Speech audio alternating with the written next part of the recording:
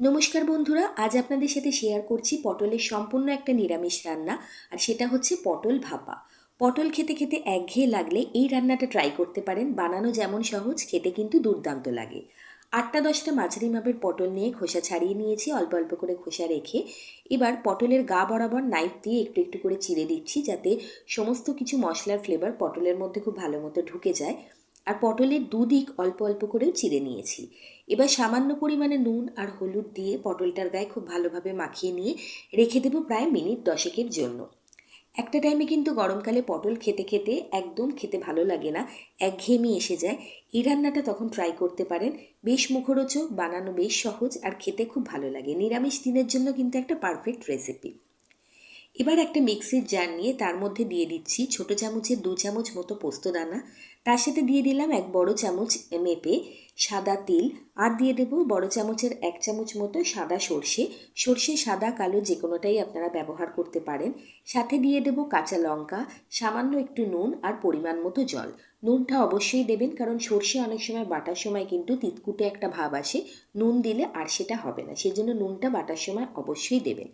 অল্প একটুখানি জল দিয়ে একটা স্মুথ পেস্ট প্রথমে বানিয়ে নিচ্ছি।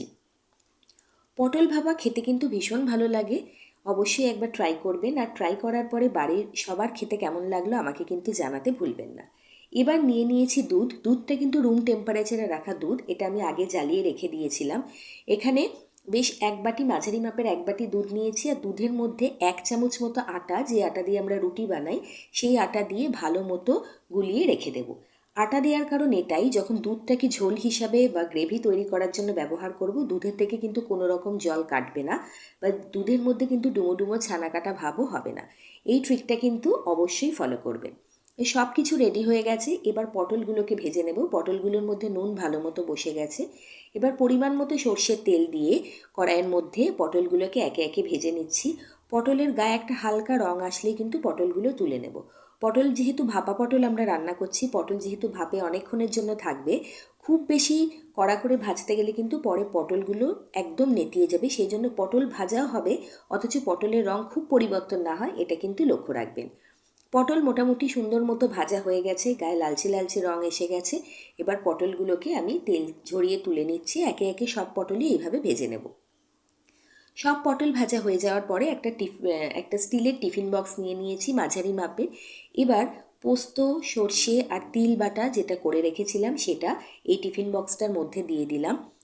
দিয়ে মিক্সির বাটিটাকে ধুয়ে সামান্য একটু জল, 3-4 চামচের মতো জল এর মধ্যে অ্যাড করলাম। এবার যে দুধের মধ্যে আটা গুলিয়ে রেখেছিলাম সেটাও এখানে দিয়ে দিলাম। দুধের মধ্যে আটা গুলালে দেখবেন আটাটা নিচে বসে যায়, সেই আটাটাও কিন্তু অবশ্যই চামচে করে কাকিয়ে নিয়ে দিয়ে দেবেন। আটাটা দেওয়াটা খুব জরুরি। এবার এর মধ্যে দিয়ে দিচ্ছি স্বাদ অনুযায়ী নুন।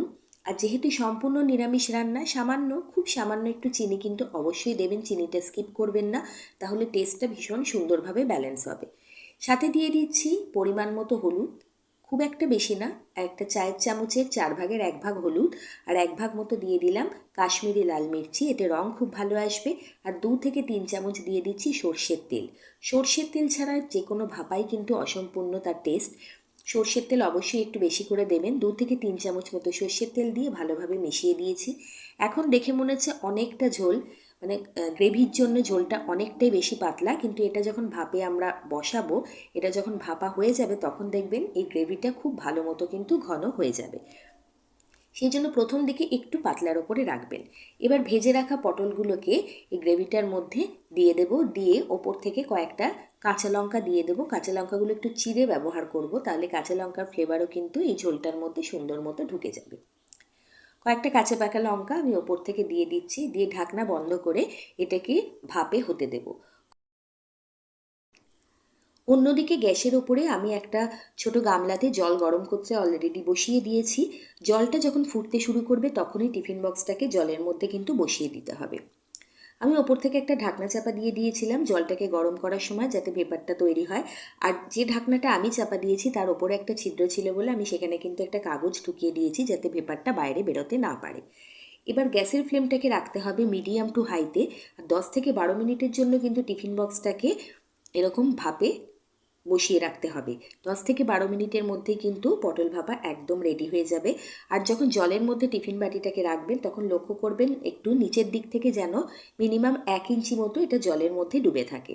ঢাকনা চাপা দিয়ে 10 থেকে 12 মিনিটের মতো অপেক্ষা করার পরে এটাকে গ্যাসের ফ্লেমটাকে বন্ধ করে একটু ঠান্ডা হতে দেবেন, তারপরেই এটা খুলবেন। আমি এখানে 12 থেকে 13 মিনিটের জন্য এটাকে ভাপিয়ে নিয়েছি। তারপর গ্যাসের ফ্লেমটা বন্ধ করে জলের মধ্যেই আমি 3-4 মিনিটের জন্য বসিয়ে রেখেছিলাম। তারপরে ঢাকনা খুলে আপনাদের দেখাচ্ছি। আজকের এই রেসিপিটা, এই সম্পূর্ণ ভেজ ট্র্যাডিশনাল রেসিপিটা পটলের যদি একটুও ভালো লাগে অনুরোধ করব চ্যানেলকে সাবস্ক্রাইব করে পাশে থাকবেন, শেয়ার করবেন বন্ধুবান্ধব আত্মীয় স্বজনদের মধ্যে, আর আমাকে জানাবেন বাড়িতে বানালে এটা খেয়ে আপনার প্রিয়জনদের কেমন লাগলো।